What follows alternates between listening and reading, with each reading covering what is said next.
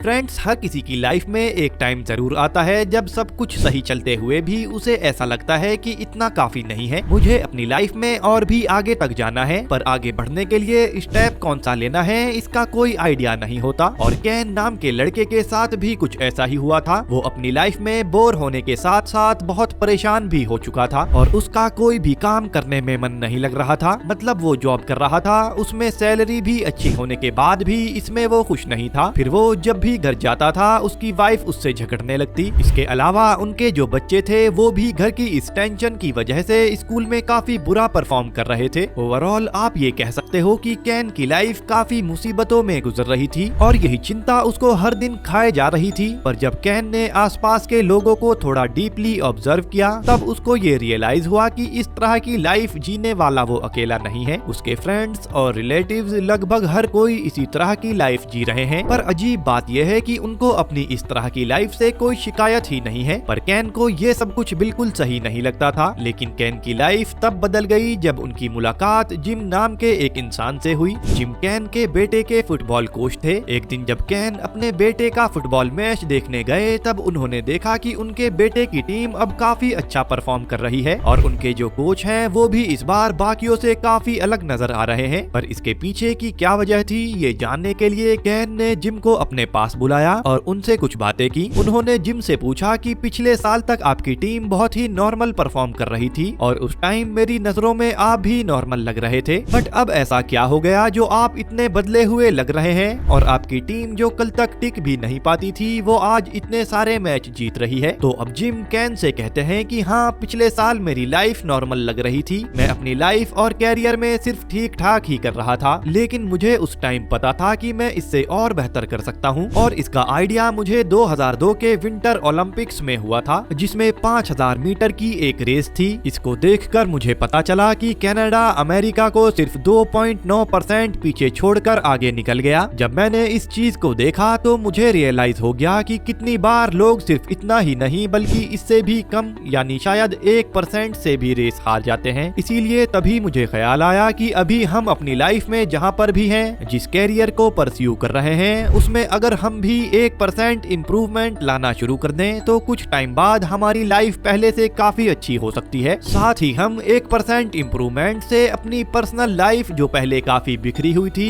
उसे भी बेटर बना सकते हैं। तो जिम की सारी बातें सुनने के बाद कैन ने उससे पूछा कि आपकी तरह मैं अपनी लाइफ कैसे बदल सकता हूँ। तो इस पर जिम ने कैन को कुछ ऐसी वैल्यूएबल बातें बताई जो उन्होंने हमेशा फॉलो की और धीरे धीरे वो अपनी लाइफ को सुधारते चले गए। तो उन्होंने आखिर ऐसा क्या बता दिया था? तो देखो, ये छोटी सी स्टोरी मैंने आपको टॉम कॉनिलन की book A 1% solution for work and life से बताई है और इसी बुक की हेल्प से मैं आपको ये भी बताऊंगा कि जिम ने कैन को वो कौन कौन से राज बताए ताकि इन रूल्स को जानकर आप भी अपनी लाइफ को इम्प्रूव कर पाओ। तो चलिए शुरू करते हैं। सबसे पहला रूल जो जिम ने कैन को फॉलो करने के लिए बोला था वो ये था कि तुमको अपने काम के बारे में अपनी वाइफ या फिर अपने बेटर हाफ के अलावा किसी को कुछ नहीं बताना है। दूसरा रूल था कि तुमको किसी भी काम को तब शुरू करना है जब तुम उस काम को पूरा करने का पहले खुद को प्रॉमिस कर लो। तीसरे रूल में जिम ने कहा कि 180 दिन यानी कि 3 महीने बाद तुमको किसी इंसान की ऐसी हेल्प करनी पड़ेगी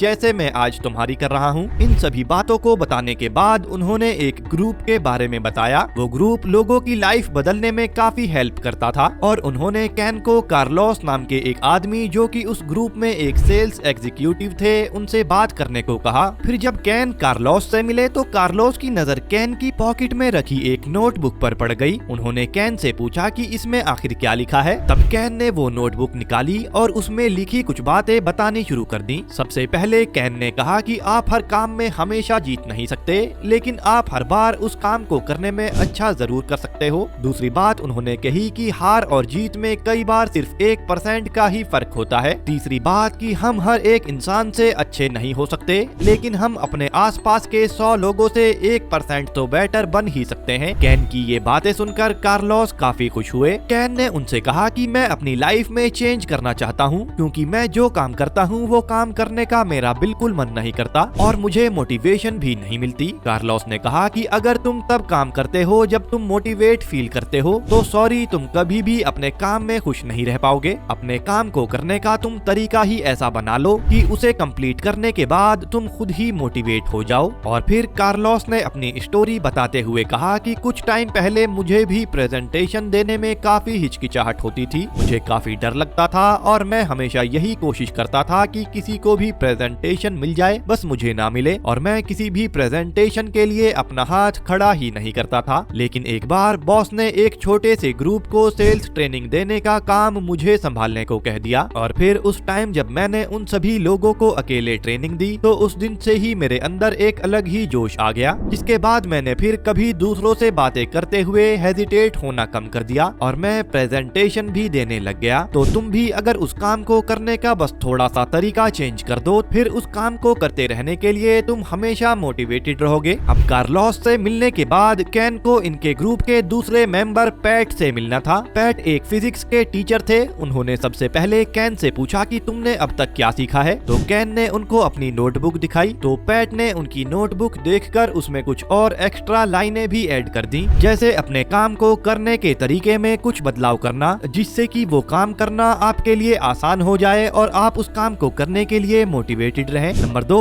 अगर तुम्हारा कोई गोल है तो उसे एक बहुत ही छोटे गोल से शुरू करो, क्योंकि उस तरह से किसी भी गोल पर काम करना तुम्हारे लिए आसान हो जाएगा। नंबर 3, अपने गोल पर कोई भी डाउट मत करना और बिल्कुल क्लियर उसे मन में अपने रखना। नंबर 4, डेली कुछ ना कुछ काम ऐसा जरूर करो जो तुमको तुम्हारे गोल के थोड़ा और पास ले आए। इन सभी बातों को थोड़ा और अच्छे से एक्सप्लेन करने के लिए उन्होंने न्यूटन का पहला लॉ यानी लॉ ऑफ मोशन समझाया। उन्होंने कहा जब तक किसी रुकी हुई चीज पर अलग से फोर्स नहीं लगाया जाता तब तक वो चीज उसी जगह पर रुकी रहती है, लेकिन जैसे ही उस पर थोड़ा सा फोर्स लगाया जाए वो फौरन मूव करने लगती है। जिंदगी में कई बार हमारे साथ ऐसा ही होता है कि हम खुद को फंसा हुआ पाते हैं और तब तक जब तक कि कोई ऐसा सॉल्यूशन ना आ जाए जो हमको मूव करने के लिए फोर्स करे। एक बार जब हम मूव करने लगते हैं तब हम कंटिन्यूअसली मूव करते ही रहते हैं। कहने का मतलब यह है कि अगर हम किसी काम को आगे नहीं बढ़ाएंगे तो कहीं ना कहीं हम वहीं फंस कर रह जाएंगे और उस टाइम हमारे लिए कुछ भी कर पाना काफी मुश्किल हो जाएगा। लेकिन एक बार अगर हम अपने काम को स्पीड से आगे लेकर जाएं तो नो डाउट हमारा काम चलता रहेगा। अब पैट से सारी बातें सीखने के बाद कैन उनको अपनी लाइफ में अप्लाई करना शुरू कर देते हैं, जिससे कुछ ही टाइम बाद उन्हें इस चीज का रिजल्ट भी दिखना शुरू हो गया। अब अगली बार कैन को ग्रुप के अगले मेंबर से मिलना था जो कि एक कामयाब बिजनेसमैन थे। वो बिजनेसमैन भी कैन से मिले और उन्होंने भी कैन से पूछा कि बताओ तुमने अब तक क्या सीखा है। तो कैन बिजनेसमैन जिनका नाम बॉब था उनको पूरी लाइफ जर्नी के बारे में डिटेल से बताते हैं। ये बातें सुनकर बॉब ने कहा कि तुम्हें अभी कुछ और बातें भी सीखनी है। उन्होंने सबसे पहले कैन को 10,000 घंटों के रूल के बारे में बताया।